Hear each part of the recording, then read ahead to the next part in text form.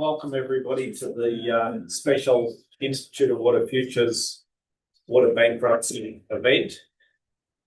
First of all, I'd like to acknowledge the country on which we're meeting and on which our Zoom colleagues are meeting. So I assume it's probably pretty widespread wherever we are in Australia. We need to acknowledge that the land and waters were never ceded. So now we'll move into the session. It's a great honour to be asked to be the MC today, especially given that we have such a distinguished panel. And if I've got it right, it was Chitresh who suggested that we should have an event that responds to or investigates the bankruptcy report. So it's more catalysed by the report than a critique of the report. But it's an opportunity for us to have this kind of open discussion and hear from some of the ANU's water researchers, water experts. So I will introduce our panel, and then I'll just give a very short provocation based on my fairly quick reading of that or scanning of that report. So today, I think this is in the order of presentation. We're going to have Professor Jamie Pittock, who's going to focus on the freshwater biodiversity and wetland aspects of the water crisis or the water bankruptcy at a global scale. Jamie is an environmental governance, climate adaptation and sustainable water management researcher at the ANU Fenner School. And he focuses on how our institutions respond to these complex environmental and governance challenges. He's worked in Africa, Southeast Asia and South Asia, and includes work on the energy, food, water nexus. And he has previously worked with WWF on freshwater conservation. Our second speaker is Katherine Daniell, who is the director of the School of Cybernetics here, and whose research focus includes looking at how we collaborate, particularly around dealing with complex social and policy challenges. She also works on water governance, climate adaptation and innovation, has more publications than the length of your arm, and has held various roles previously, including long-standing association with French researchers on water. Third speaker will be Jessie Moritz, who is going to take us a little away from water, but more to the sort of global or broader questions around geopolitics and resources. Jess is an expert in the political economy of oil in the Arabian Peninsula. Very topical, I would think. And she focuses on state-society resource relationships and questions of resource security. And of course, with our complex interconnected economy, obviously energy and water are deeply connected. And as we've seen in the news, the risks to communities that are dependent on desalination plants from energy disputes or energy and technology problems. Jess did her PhD here at ANU and then has had a postdoctoral fellowship at Princeton. She's now a lecturer at the Centre for Arab and Islamic Studies. Her research continues on the political economy of the Middle East and the environment of the Gulf. Our final speaker is Fateme Zare, who will focus on the benefits and limitations of the concept of water bankruptcy. She's a water governance researcher with expertise in complex systems and water resource management.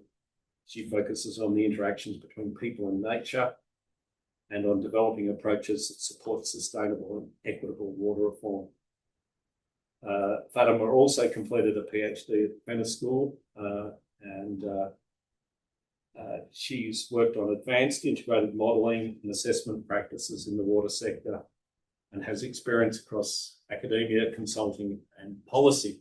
So we have 4 experts.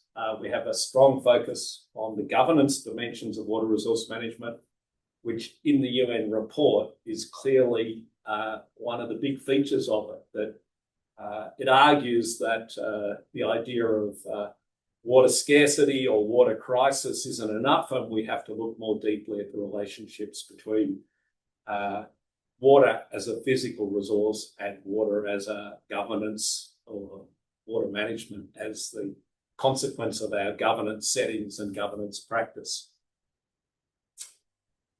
I recommend that if you haven't had a look, have a look at the report. It is disturbing. It's particularly disturbing because I guess I've been around this space for about 40 years, and the long list of water crises and interconnected water crises continues to get deeper, more profound, and our success rate at dealing with these problems doesn't seem to be keeping up with the rate of the expansion of the problems. And I guess you'd say our understanding of the nature of these problems and how they are interconnected is fairly competent. We can look at it from the point of view of direct climate impacts, at over-extraction, at loss of biodiversity, at degraded catchments, and how all these things interconnect, and at the fragility of social and economic systems that are dependent on water. So we might have previously talked about these as problems, then as crises, then as the crisis of water security or water scarcity, and now we have this broader concept being brought in of water bankruptcy. My provocation is it useful to bring a financial concept into the way we manage a tangible or the tangible resources and relationships around water? Now, bankruptcy generally applies to companies, businesses or individuals in their financial affairs. And it is actually a way of releasing somebody from their failures, acknowledgement of the failure, and then a release from the failure in order to go on and do other things. In the whole ecosystem management field, we have been immersed in the terminology of finance with ecosystem markets and ecosystem services and the like, and the valuation of ecosystems. That, a bit like the water crises, the better and better our understanding hasn't necessarily got us into a better capability for managing these things. So today, I hope we have a chance to explore the value and perhaps the risks of financializing nature. And also, when we look at like the fixed nature of the supply and demand of water in a particular location, unlike a financial system, if a nation state says we're not going to pay our debts, we're going to collapse the currency and then re-emerge, and it's happened throughout history. It's pretty easy because the currency is actually quite an abstract thing. And so long as that process allows the continued exchange in the economy, life goes on. With our water systems, there may not be as easy way to get out of the problem state into the solution space. So I'll leave it at that, and we'll hear from our 4 speakers. First of all, Jamie.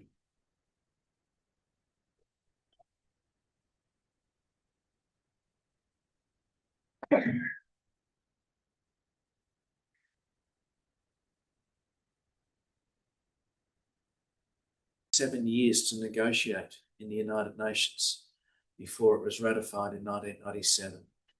2 key countries, China and Turkey, have continued to oppose it and done everything possible to delay its ratification and then its implementation.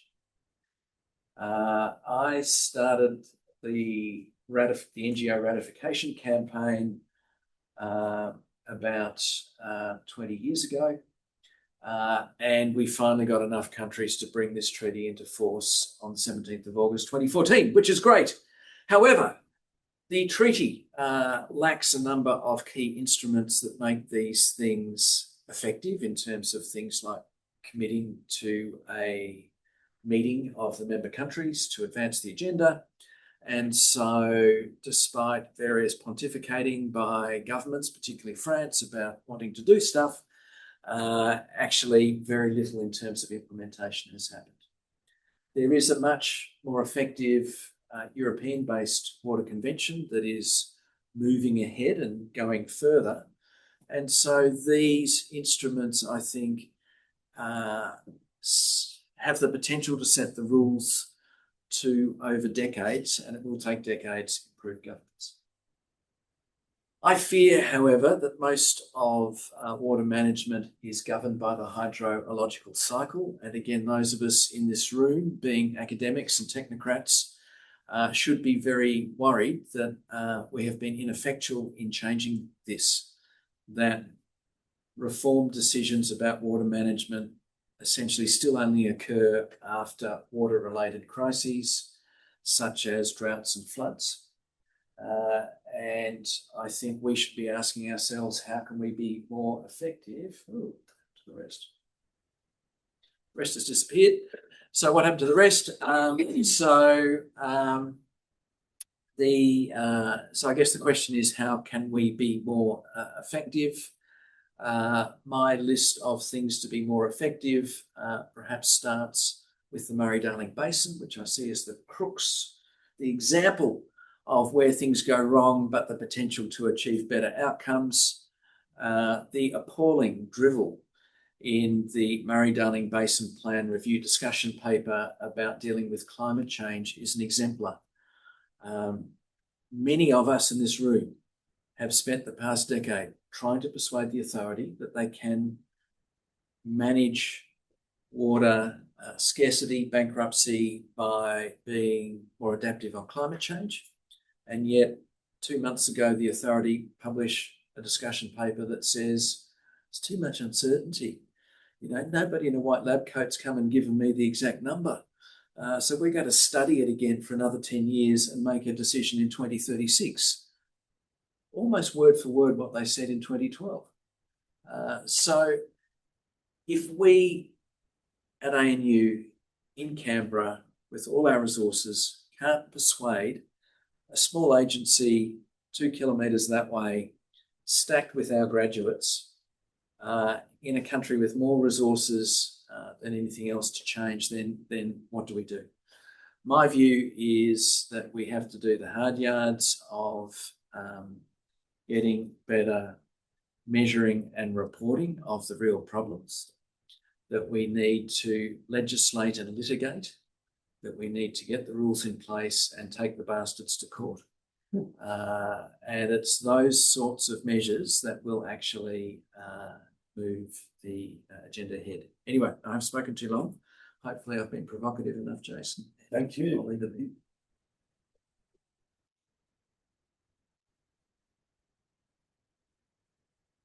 Okay, thank you, Jamie. And when you were almost finished and you said, and what should the ANU be doing? I thought that was the perfect conclusion.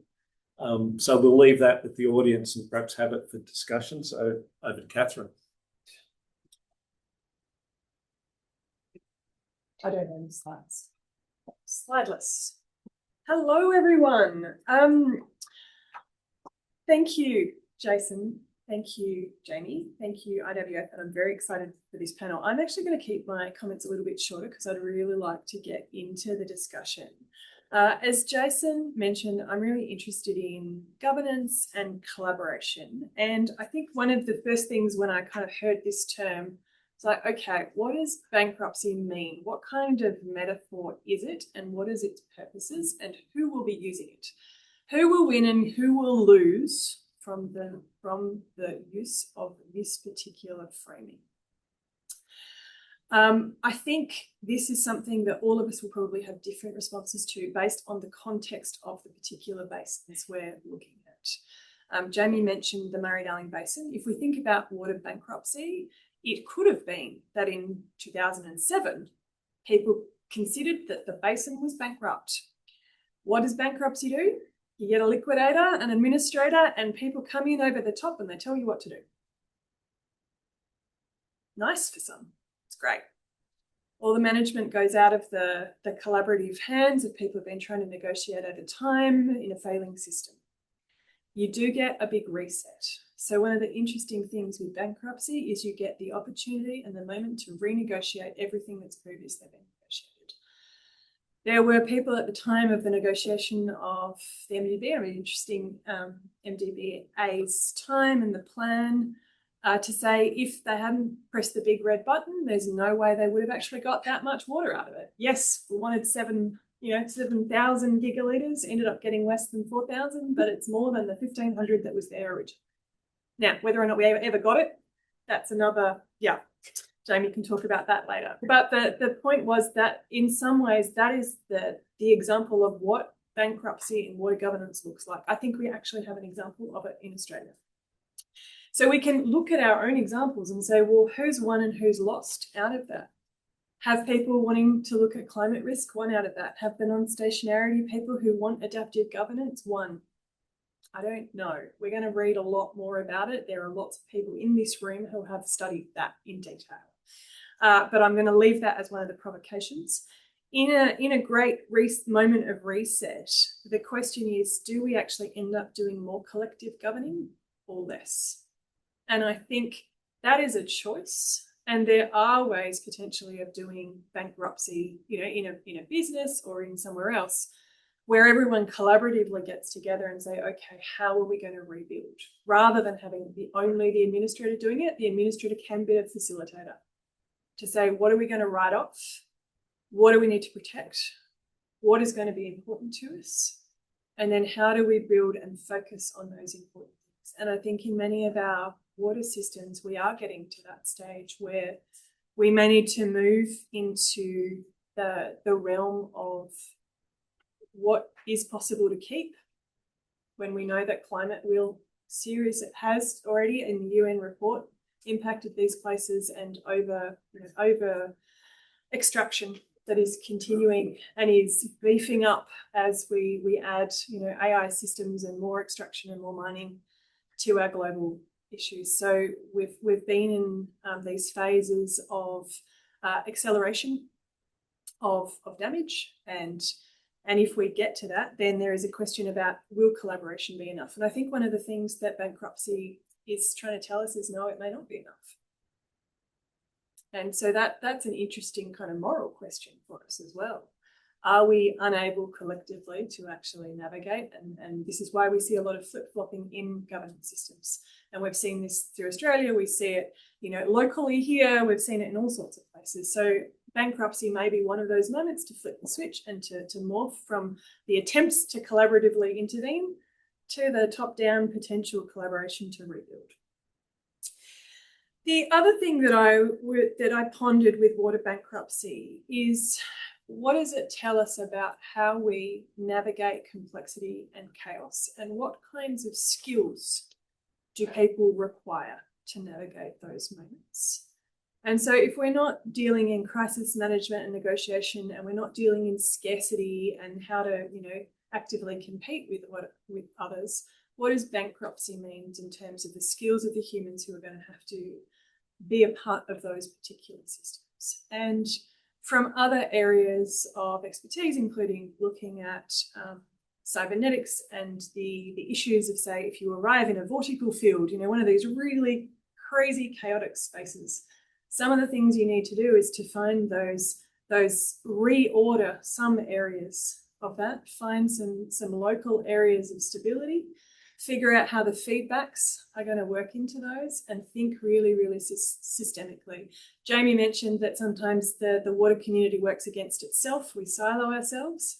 How do we unsilo ourselves? Work with energy, water, mining, humans, ecosystems, all the other parts in that kind of complexity, and that is the systems awareness. And so if the big reset button for bankruptcy is hit, it's usually not only about water. And so only having people who focus on water, it's never enough. It needs to be around ecosystem health, well-being, soil health, all of these other First Nations, cultural, spiritual engagement, all of the things that make us, part of a society and a thriving environment. They are the things that we need to be looking at. So that systems awareness is really important. The other part with bankruptcy is the storytelling. So when we hit that button, what is the story that we tell? And we in this water community and outside tell a whole lot of stories about our basins. The question is, which ones will mobilise people towards more positive and hopeful futures? And I do wonder whether bankruptcy is a good one in that it puts a stop to the end of kind of the fear moment. Crisis is fear provoking, right? Bankruptcy, it's over. And so all of a sudden you do actually have a release. And it does allow you in some ways to think positively and go, what will be next? Rather than staying spun in that negative feedback cycle of this is getting worse and worse, it does actually provide a moment potentially for rebalancing and reset. So that kind of storytelling is important. The other one is about how do we embody those feelings? So how do we get the skills to live in a bankrupt moment? What does it mean to lose your job, lose your river, lose your ecosystem, lose your spiritual homeland? What does that feel like? And how do people collectively cope with that grief? There's this concept like solastalgia, as in, we're at home, but we're homesick for the home we used to have. So how do we collectively grieve? Use what we know about humans, the need to collectively grieve, to be able to then slowly repair and to move on. So all of this kind of embodied work about re-regulating ourselves, learning to be in a new environment, to regulate together, I think we're actually going to have to get better at those skills and teaching people, if we are in a bankruptcy world, how do we do that? And how do we do it over and over and over again and still be able to stand up and be okay and still be able to care for the people and the ecosystems and the places and spaces around us that we care for. And then the last one is around, these models for governing and regulating. So part of the skill set is what are those models of governance that would suit a bankruptcy world? And I think this is a real question for many of us, because many of us have been studying different models of governing, things like co-governing, things like collective governance, things like markets. Many of them have failure points. And so in this great reset moment and the rebuilding, part of it will be, how do we potentially downsize the amount of things that are actually involved in that governing? And that may mean saying goodbye to things that we otherwise want to keep. And the saying goodbye part is, I think, one of the challenging parts of bankruptcy is that, there will be loss. And so if there's loss, who loses? And then how do we, to Jamie's slide on justice, who is going to lose most and where are we going to do that? In Australia and actually around the world, in many of the cases of current bankruptcy, we see little refuge areas. It can be in major urban cities where now people are trying to develop swimmable and drinkable rivers. You see it in the middle of Europe. These are refuges where people come now to have that little bit of water in a highly urbanized environment with novel ecosystems. They're still swimming with the fish in the middle of a very concreted river. It's fascinating. So, but these things are happening. And so the question is, do we want that? Do we want something else? And what are the things that we really want to protect? So I think I'll leave you there with those provocations, and I'd love to get into the discussion. Thank you. Thank you. Yes, thanks. Have you got slides, Jess? No. Just good. Not quite winging it, but not quite not winging it. So thank you for inviting me to give a speech. I'm not a water specialist, and I also don't work on bankruptcy. So I'm hoping, I'm a political economist, and I work primarily on the energy sector, and I look at how economic development objectives in really energy-rich countries flow on to populations and how that shapes social relations with the state, how that affects opposition formation, how that affects protest formation, and how that entire structure of resources work.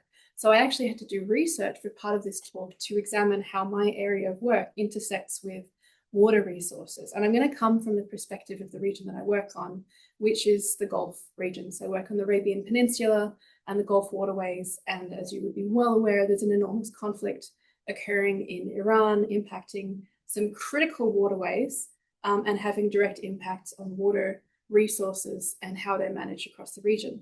And handily as well, this UN report that we're focusing on, one of its central theses, aside from the concept of bankruptcy itself, is kind of that the solutions or the way forward to deal with bankruptcy is to navigate a world in which, depending on the exact kind of technical outcomes, water resources and access to them have in some cases been irreparably damaged, and we're going to have to decide who gets more and who gets less out of these resources. And that refocuses attention on my area, political economy, of who gets what, rather than on so much the technical and the hydrological realities of how to best manage this, because we know there are steps that can be taken from that perspective, but they're not being taken. And a lot of that comes back to politics. So my first reaction upon reading the report is that it talks a great deal about transparency and how important it is to be direct and honest about the new hydrological reality that we live in, that we're in a situation of water bankruptcy. But I would actually provocatively say that the report is not being fully honest, because when the report is talking about the impacts of water bankruptcy, it uses prose that we are familiar with in academia. It uses technical prose, it uses academic prose, and it doesn't really talk about the real world outcomes of water bankruptcy. When I was reading this report, I was thinking this report is about death. This report is about violence. This report in the region that I work on is about serious damage to civilians' physical and economic livelihoods.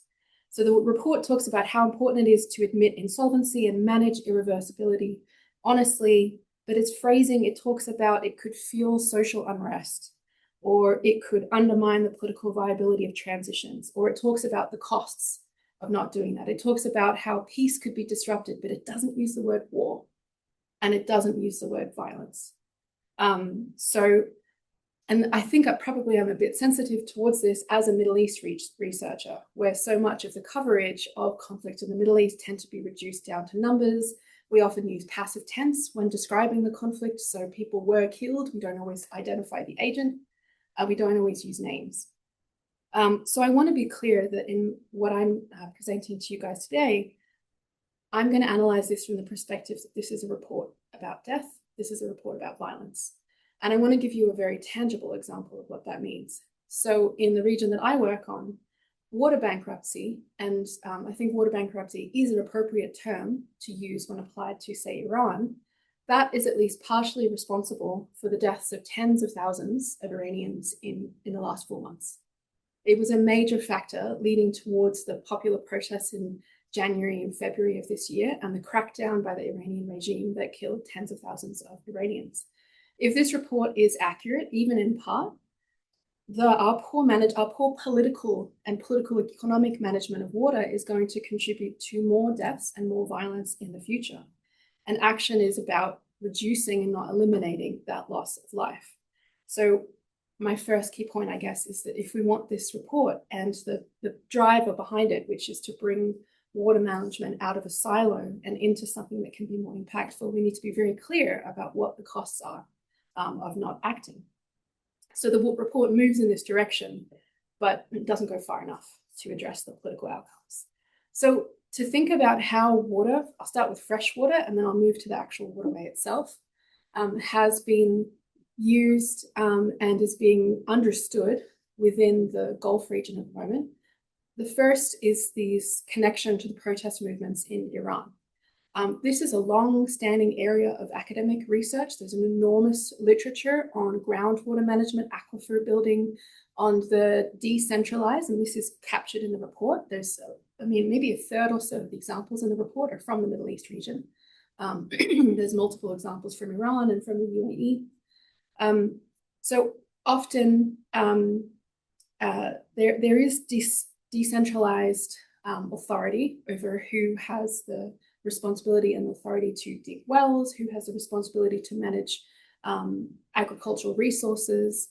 And that is captured in the report in terms of a response that's going to be critical is to identify clear pathways for authority and to create greater coherence and coordination across government. What's not as well captured in the report, again, indirectly talking about how we need to have a just transition, but doesn't really talk about how much of the transition that's already occurring and much of the water bankruptcy impacts we're already seeing are already unjust, and what that means in terms of death and violence and economic dignity and life. So water supply, Iran is one of the most arid regions of the world. Water supply there is expected to fall over the next 50 years or so to from about 670 billion cubic meters in 2019 to around about 540 billion cubic meters by 2080. So that's driven by climate change, by decreasing rainfall as well. At the same time, demand is expected to grow. So from a purely environmental perspective, Iran is already an extremely water scarce country, and it's likely to become more so over time, even as demand rises. But that's not the only and not even potentially the main driver of water resource restrictions in Iran that led to these protests. Much of it is about governance. Partly it's about, for example, agricultural systems relying on water intensive usage and not having resources to upgrade the pipes, for example. And if you're analyzing that, you need to address, okay, where is government investment going in Iran? And why is it going to certain sectors and not to others? Why were protests? Why were farmers protesting across multiple cities in Iran in late 2025? What were they angry about? And in part, they were angry about the political priorities of the state. Iran has to spend to manage its sort of the theological, ideological basis of the state. They have to spend enormous amounts of money on funding proxy partners across the Middle East and North African region. They have to spend an enormous amount on the military. And this reduces the amount that's available for upgrading water distribution networks. And as a result, you have leaking pipes, you have inefficient, you have that poor management of aquifers and groundwater. So the political is inextricably linked with the technical management of the sector. So I applaud the report's attempt to pull water management out of this siloed space and into conversation with political economy and strategic decision-making. At the same time, of course, so Iranians have been protesting for years about water challenges. The protests in January 2026 of this year were not only driven by water, and not even potentially, I would say, primarily by water, but just in large part. It was one of several factors. It was the flow-on effect to food security and to food prices, and it was electricity availability. It was other issues of public services that the state Iranians expected the state to provide. So water was connected to, in many ways, and in terms of the language that was used during protests and the demands of protesters, water was one aspect of public services expected to be provided by the state that were not there, and also reduced, of course, by the system of sanctions that has hampered Iran's economy for decades. And the protests really focused on that economic, dignified life aspect, rather than on, for example, environmental concerns or water resources specifically, except in those instances of the farmer protests. And even then, it's about the state's engagement with farmers and where they're placed on that political hierarchy of orders. So what I'm trying to say here is that water is not being treated as a separate category of public good in many protests that are in an underlying way being driven by poor management and water bankruptcy. It's that nexus between water, electricity, food, economic opportunity, jobs, other public service provisions by the state, that's where we're seeing the connection to violence and to death. The other aspect that I want to go into in terms of water and the recent conflict, of course, is attacks on desalination plants. And in this region, I want to start with a story. So in 2025, there was a really unusual interview from Tucker Carlson. It was an interview with the Qatari Prime Minister, Sheikh Mohammed bin Abdulrahman bin Jassim Al Thani. In the interview, the Prime Minister said that Qatar had simulated the effects of a US attack on the Bushehr nuclear power plant, and which sits right on the Gulf waterway. And they found that the sea, in the event of such an attack, if the Bushehr nuclear power plant were to melt down and to release nuclear material into the Gulf, Qatar would run out of water within 3 days. Since then, Qatar has put greater resources aside, freshwater storage capabilities, etc. Now, maybe they can survive 7 to 10 days. Most of the other countries in the Gulf, Kuwait, Saudi Arabia, Kuwait can probably survive. This is if there are 400 desalination plants across the Gulf region. Many of them sit on the Persian Gulf waterway. If that water were to become contaminated, Saudi Arabia would still have some of its desalination plants on Red Sea. Oman has some that are outside the strait. But for the UAE, Kuwait, Bahrain, Qatar, they're talking about less than 2 weeks. They would completely run out of fresh water if all of their desalination plants were made non-operational. This is because, and I actually saw this in Jamie's slide, when you were looking at the river basins, the Arabian Peninsula is somewhat unique in that they don't have permanent rivers. They have wadis instead, which will sort of catch extreme river and rainfall over certain periods of time. So they have needed to develop these advanced desalination techniques. But desalination is very energy intensive. So desalination plants tend to be located right next to energy facilities. And that's what's come under attack in this current conflict. So for example, some of Qatar's important desalination plants are in the Ras Laffan facility, which you may have read about, was targeted by Iran. It's the world's largest LNG facility. It also hosts a desalination plant. So Ras Laffan industrial city was attacked a few weeks ago. It knocked out almost a fifth of Qatar's LNG capacity. The Qataris have announced it's going to take 3 to 5 years to repair that facility. They haven't really announced what it means for the desalination plant. I don't think it was directly hit, but it's right next to it. And desalination plants have been hit in Bahrain, and they have been hit. There have been drone attacks on desalination plants that are next to Fujairah, which is one of the alternative export facilities for the UAE to get oil out of the Strait region at the moment. So, and this is not just happening on the Arabian Peninsula side of the Gulf. From the Iranian regime perspective, they are responding to attacks on their own desalination facilities and on their own water resources. So the Iranian foreign minister accused the United States of striking a desalination plant on Qashm Island, for example, and disrupting water to around 30 villages. The US and Israel have denied the attack. However, Trump has also made public statements around his intent to destroy Iran's energy and water desalination plants. So the rhetoric and the accusations are flying. And we're, of course, dealing with a situation in which water is being used as a weapon of war in this conflict. Bahraini foreign minister in turn accused Iranian drones of attacking civilian infrastructure, including a desalination plant. On the 6th of April, just a few weeks ago, Israel confirmed that it had attacked Iran's Pars petrochemical complex in Asaluya, which is close to, again, to desalination plants. So we are looking at a conflict which very much is crossing red lines in terms of attacks on water infrastructure as a broader crossing of the red line into attacking of civilian infrastructure, and has very real and very serious implications for availability of fresh water. Qatar is among the most exposed to desalination. They get around, I think, 60 to 80%, 60%, I think, at least, of their fresh water comes from desalination. Saudi Arabia is a little more diverse. They have more groundwater. But overall, this is one of the regions that is most exposed to this fresh water. Shifting finally from freshwater to the actual waterways themselves, I think it's useful for us to think about these as and I'm not sure the concept of water bankruptcy is helpful here, but the waterways of the Gulf themselves are vital economic corridors. They are connected to the food security of these countries. They're connected to the water security of the countries in the region.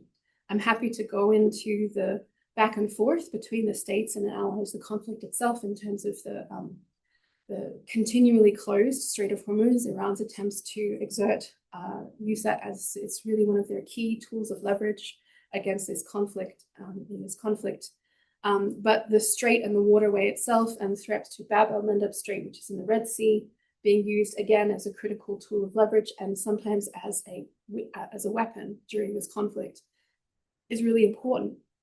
So there's other ways through which I could use the lens of water to analyze the political economy of the conflict in the region. We could talk about, for example, the development of AI industries in the region and the pressure that that's going to put on freshwater capabilities. I'd actually agree with the report's intent, which is to not treat water as a separate technical issue and to push back against that siloization. The concept of water bankruptcy absolutely, I think, applies to Iran. I'm not sure it's quite as relevant to every way in which we could analyze the importance of water to this conflict. But my overall suggestion here and provocation is that it doesn't offer enough of a focus on the political obstacles to achieving the change. So I really liked what the previous two speakers talked about in terms of how do we go from providing scientific knowledge to operationalizing the recommendations to actually achieve those outcomes? Is that not part of our duty and responsibility as researchers? And it speaks to a broader question of what is the role of the academic and what is the role of universities in leading some of this change? And I would perhaps leave you with the suggestion that in Iran, it was incredibly dangerous to protest the water resources and food restrictions and electricity shortages in Iran. People were killed in the streets for doing that. In Australia, the challenge of building a social movement and political reform is not nearly so hard. So I think academics should maybe come out of our ivory towers and be a lot more involved in building the actual social movement to create this change. Thank you. Okay, Fateme. And then we'll have some time for discussion.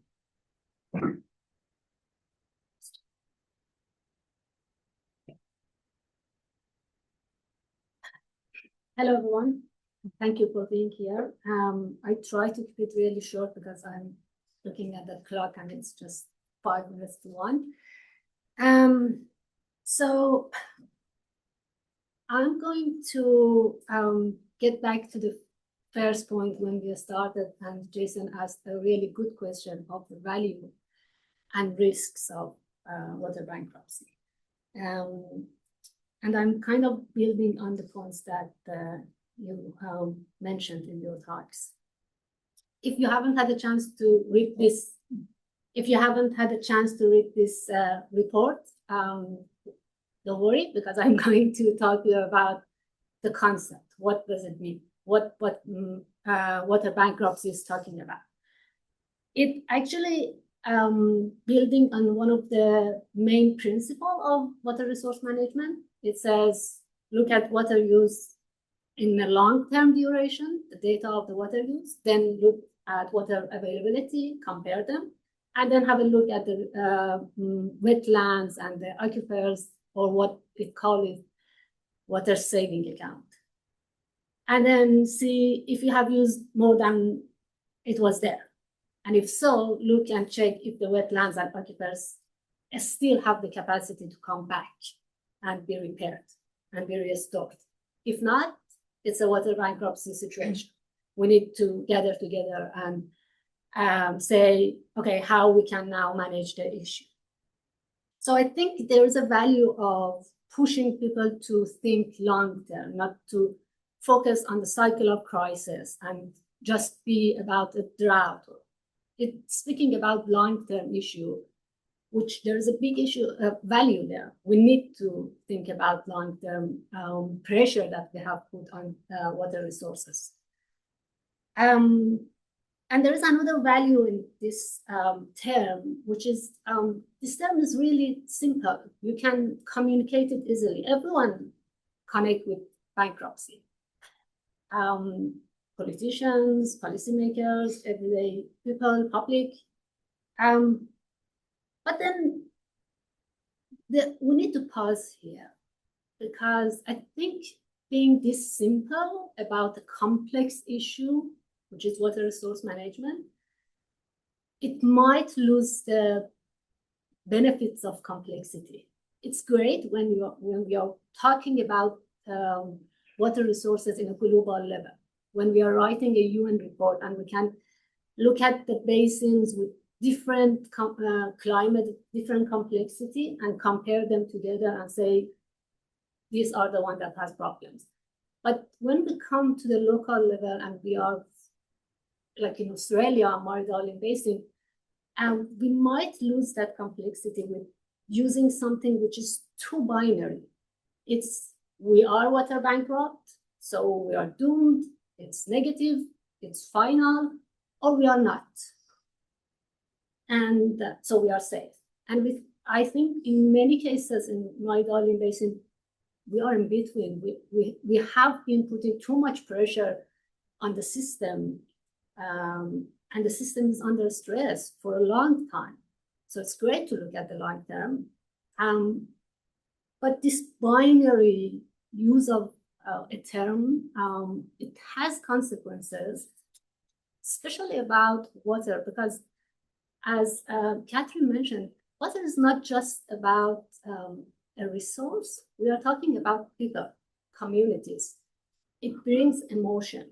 It brings reaction of politicians.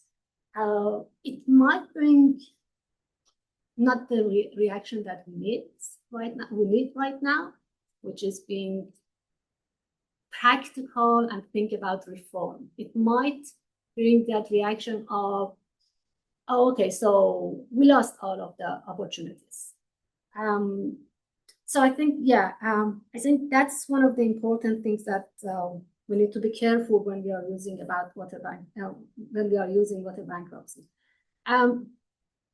It actually is building on an idea that system thinking have been using for a long time, a sustainability idea of we have a system which is water resources, communities, economy, and they are working together. And there is a tipping point that if we push the systems and we reach that tipping point, we won't get back to where we were. And now we have a new system.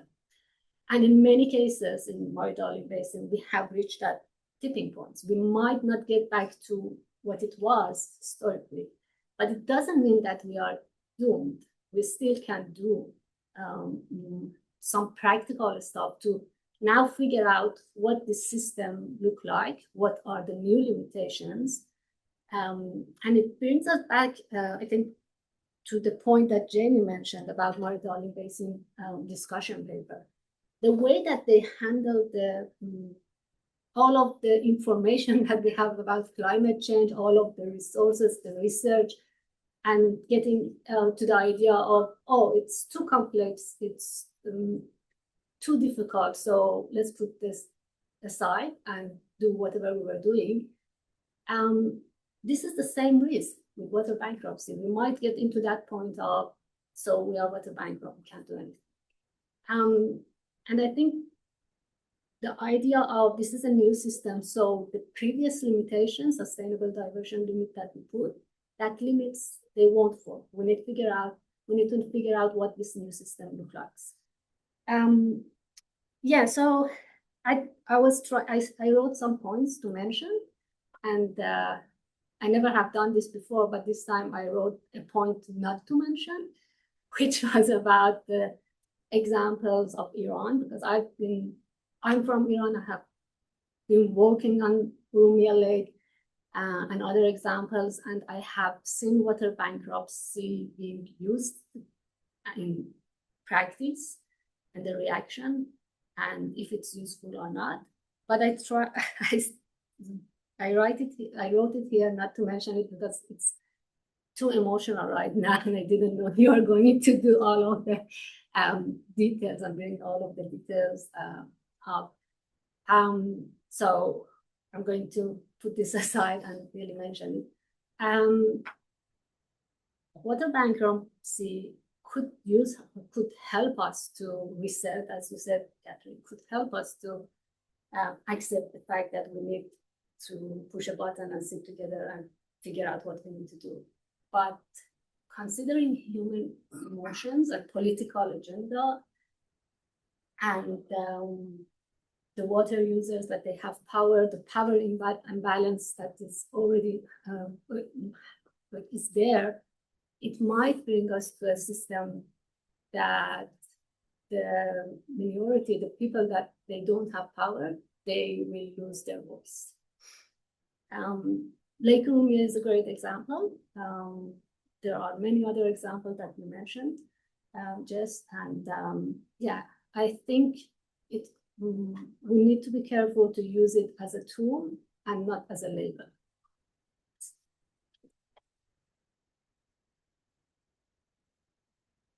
Thank you. What a great set of presentations. Now, the people online, if you can put questions via the chat, then we'll read them out. And panel would come up. Thank you very much.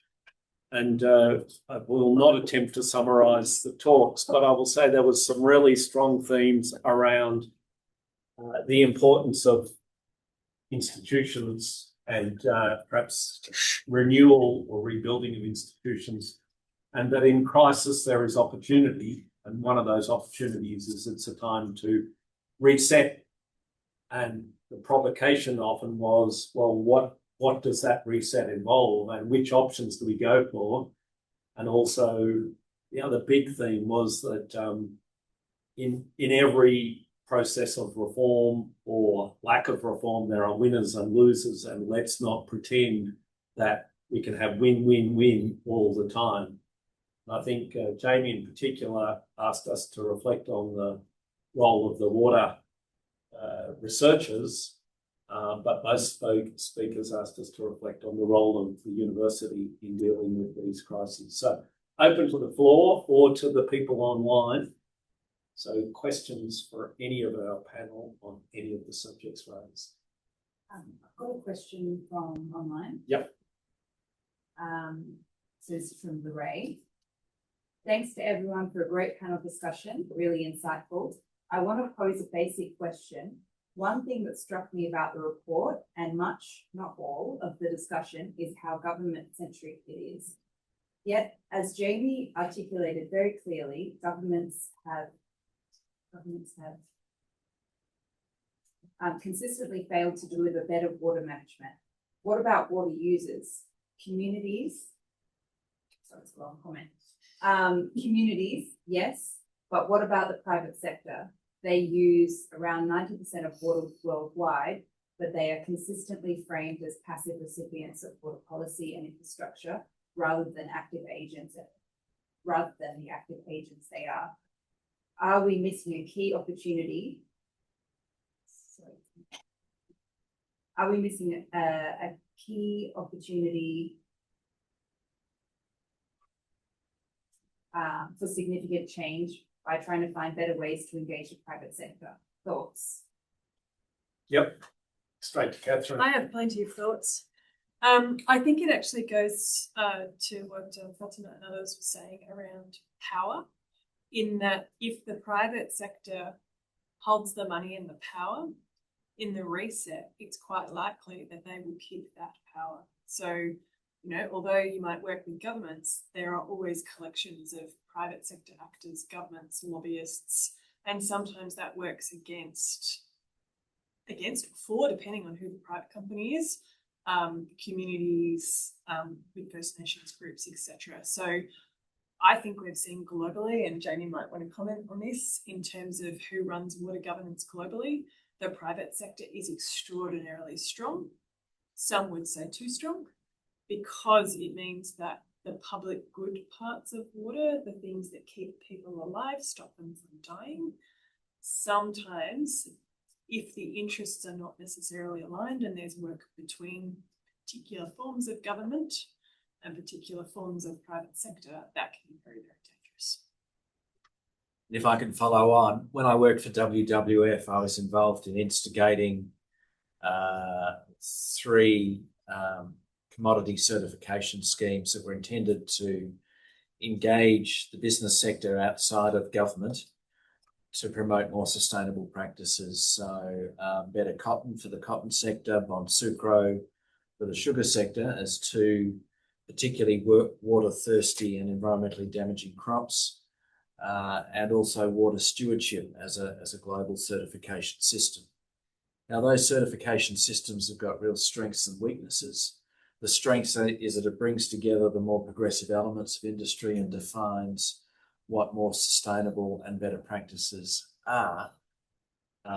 But those better standards outside of government can be used by industry, and often are, to prevent stronger regulation as Cotton Australia uses better cotton in Australia. They often only engage the good and positive sector of industry, which is great, but the question is whether they lift up regulations behind them to catch the recalcitrant tail end of the industry. And so I agree with Lorraine that engaging business is important, but I do think that ultimately a governance framework, particularly with laws, is critical to get to where we need to be. Thank you, Jamie. Short comment. I once gave a couple of talks entitled something like Talking to Alfred Deakin about water reform in Australia. I went back to the origins of the Victorian Water Act, and he had travelled as a young politician to the Western United States, and his conclusions were basically we better nationalise the water resource in Australia and have the government in charge of it before the private sector gets control. And so it makes me think about John Ralston Saul, who basically argued that communities invent government as a way of protecting themselves or inoculating themselves against the short-termism of the market. So I think if we get it right, a good governance framework engages the private sector as required, but regulates them as required as well. And yes, where that balance is, that's around the art of governing. So any other questions from the floor? Surely there must be some. Yes, please. Hi, thanks for the interesting points. I guess on the water bankruptcy, I see it as generational change, right? We have different terms. We have the Brundtland report, which really covers everything, but people forget it because nobody reads that. Then we have the SDGs, Sustainable Development Goals. They weren't met, so we have the Millennium Development Goals, and we have the same thing in the water area. So I was waiting to hear the word power. So I'm so grateful for Dr. Michael bringing that in, because to me, maybe as a university, we should focus on the tragedy of the commons, right? How many of you read that? So it's water is a resource, just like environment, on all our natural resources, which really does need a strong governance. And should we nationalize everything? Is the private sector really the issue? What are some of the power plays that come in? And it's not just whether it's private sector or the public sector, it's really within the government who has the power to make the decisions that have got us to the place where we are.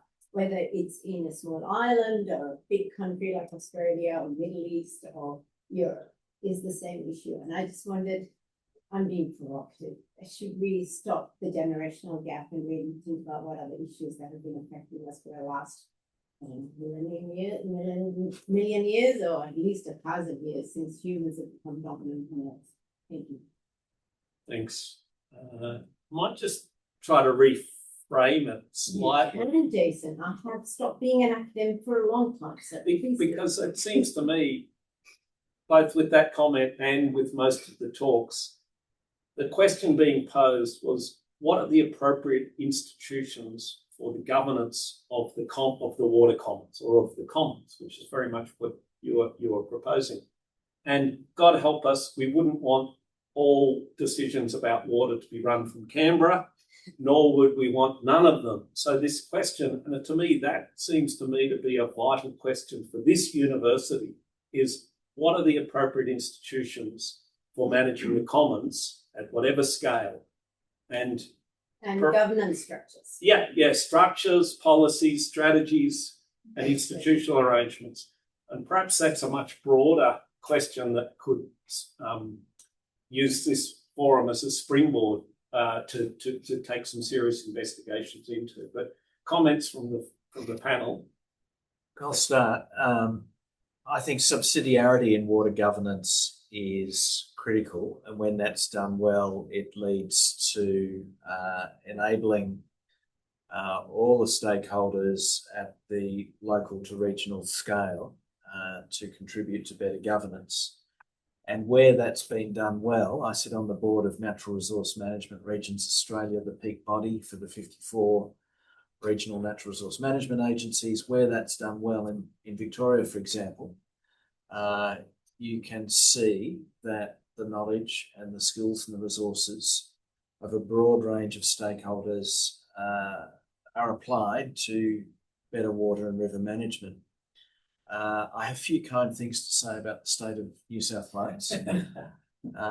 And that's an example where the groups that hold the power that Fateme is talking about in New South Wales, the very powerful, wealthy, vertically integrated agricultural commodity sectors connived with the state government of the time to knock off the catchment management authorities in New South Wales.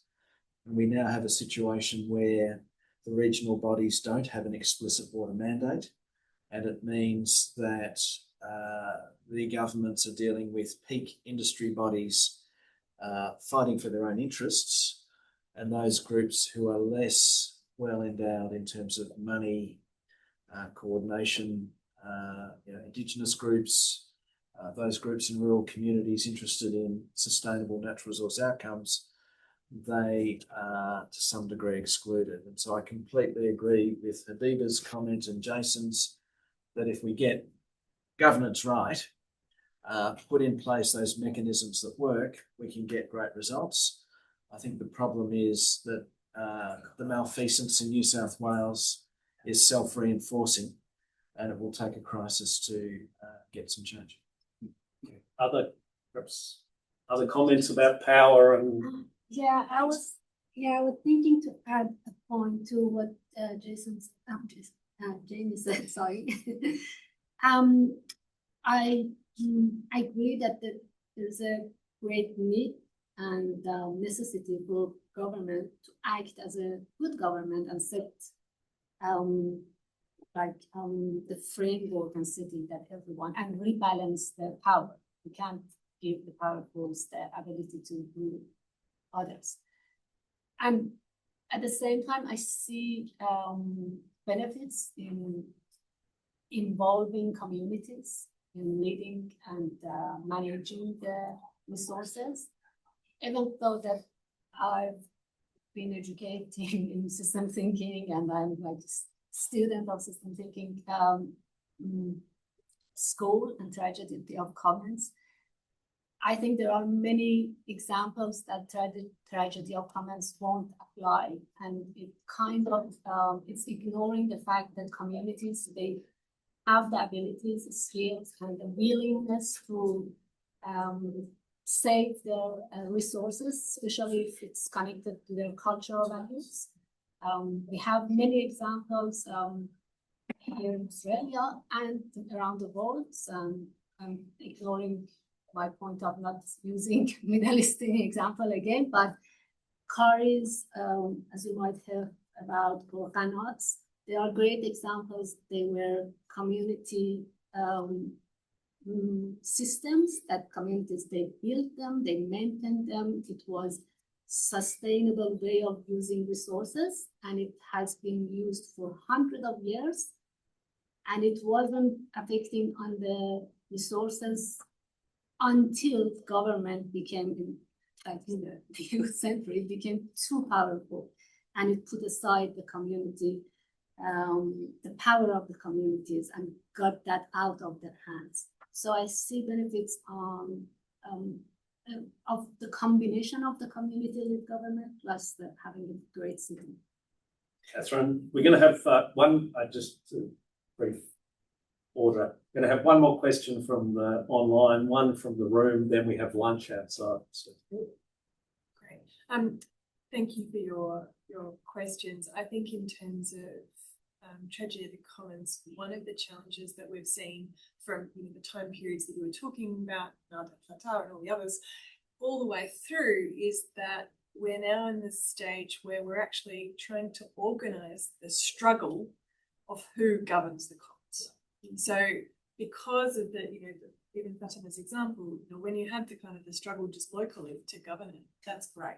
However, at the moment, we now have all these multiplicity of layers on a struggle of power and who even gets to be in the room to figure out what the governing arrangements for that next, localised struggle where Jamie, to some degree in New South Wales, you have an interesting example there.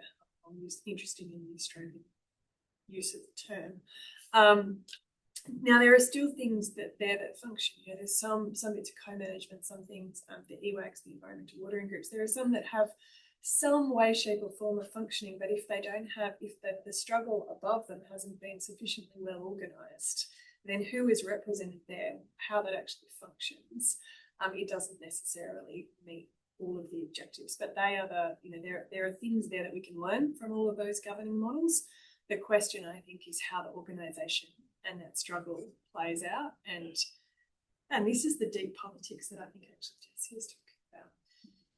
And if I can go for it. quickly add there, you're absolutely right to be raising this question, and other panels as well, of who governs water and who decides where these resources go. We have both, if I can kind of build on what you were saying, these complex bureaucratic systems in contemporary governments that manage water resources. So you do have issues of coordination, and this is not specific to water.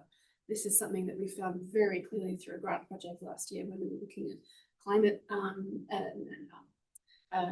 you were involved in that project as well, Jason, and looking at the lack of coherence across Australian government. So even when the will and the intent is there to manage these public goods well, the outcomes of these governance systems, once they filter through the layers of lack of coordination, can be very poor.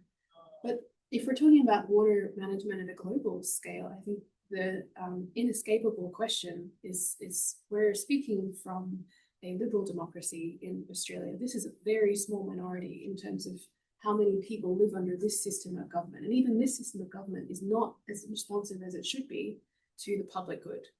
We're dealing with issues of state capture here in Australia. We're dealing with issues of this lack of coherence and coordination. 76% plus of the world's population live under authoritarian governance.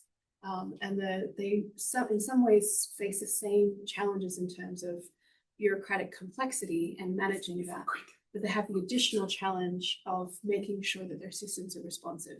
I want to nuance that immediately by saying authoritarian governance can be very responsive, but how you build community-led pressure, and I do very strongly and emotionally believe that these systems of resource management must be community-led by peoples of all of the countries that I researched. And it only works once it is responsive to those communities, and building those social movements is really important. So it's a dual issue of state capture in both authoritarian and democratic systems, and then the challenge of building in responsiveness to the public good systematically across. So who governs the governors and who holds the system to account for its outcomes seems to be part of the, not just all the detail, but what results we get. So you only get to a state of bankruptcy if the checks and balances haven't been set up correctly. I think that's the message. Now, we've got 2 requests for questions here, which is great, and 1 online. So we're going to try to make them quick. So online, and they can hear you if you read it out. So, yep. Okay, I've got a question from Oscar Baron Ruiz online. Oscar says, it was suggested that academics have, quote, failed to operationalise our knowledge. What would it look like in practice for universities and researchers to directly help drive water governance? A small question. Should we take all of them? Yeah, maybe we'll take all 3 and see if there's one set of answers, but that's a great question. No, for every complex problem, there's a simple answer and it's always wrong. So, yeah, Nick. Tom Worthington from School of Computing. will all of the arguments we've had about water up to now seem like a bit of a picnic compared to when the AI data center people want water? They've already given a whole lot of money from Google and Anthropic, the ANU, so we're already slightly compromised and commenting on this. And so do we need to gird our loins for bigger arguments? It's also a very good question, and it relates to the role of the academics and where they get their money from, as well as where they get their water from. And Bob. Very quickly, one of the other themes that came out to me that attracted my interest is the question I think that Jamie and others put, was that if we solarize, is that a word, water in a technical sense, we miss the major story. I couldn't agree more. There is, of course, there are several methods by which this can be analysed. System dynamics springs to mind, but it can be over academic in the sense that it doesn't relate to decision making. And yet I have seen it actually operationalised among community groups, so it can be done. Is there a plan to do this? Looking at you. Okay, so we'll take all them together as basically what are the challenges, and can the academics, including those at the ANU, make useful contributions to it, including whether dealing with fragmentation or solarization. It's a horrible word. Yeah, it's horrible. Fragmentation, I think, is better. But all right, Catherine's going to have a go. Can I have a go? All right. So one of the challenges where we don't help ourselves in the university sector is the way that our own disciplines siloise us. So as we've all said, most of these areas require people who are doing practice engaged transdisciplinary work. You are going to get your hands dirty. And that means if you're not in the ivory tower, you are working with people. Now, those people may be First Nations, they might be governments, they might be private organisations, they might be other stakeholders in these places. That means that we will have to build relationships, and that for academics is a dangerous thing, in that many of them think, well, then we will be compromised as a result of doing that. Now, on the Anthropic and Google part, one of the things that the ANU, and myself included, have been doing for the last 2 years is actually raising awareness about this issue. So for the last 2 years, we've been talking on Channel 10 News and in global fora and trying to raise awareness about the fact that this is one of the issues that is coming, and that we need a systemic approach to looking at it, because agriculture currently uses a lot more. The issue is not necessarily that data centres will take over all the agricultural water use. It's that they will create potential bankruptcy moments, if I use that term, at the extreme ends. And we don't like looking at the extreme ends. So the question is, for example, in Sydney, where in 2023 we already had more data centres than Silicon Valley, in terms of the electricity use of them. We don't know what the water use of them is, but we've made some estimations. And so in Sydney, on a 32-degree or higher day, you're going to have troubles in that we're going to have to choose, do we fight fires? Do we turn the data centres off? Or do we give drinking water to people? So it's not necessarily a normal issue like the hydrological cycle, it's when you get to the extreme. So this is one of those things that just adds to the potential for bankruptcy. Okay, other comments on the broader questions and the role of academics and their relationships?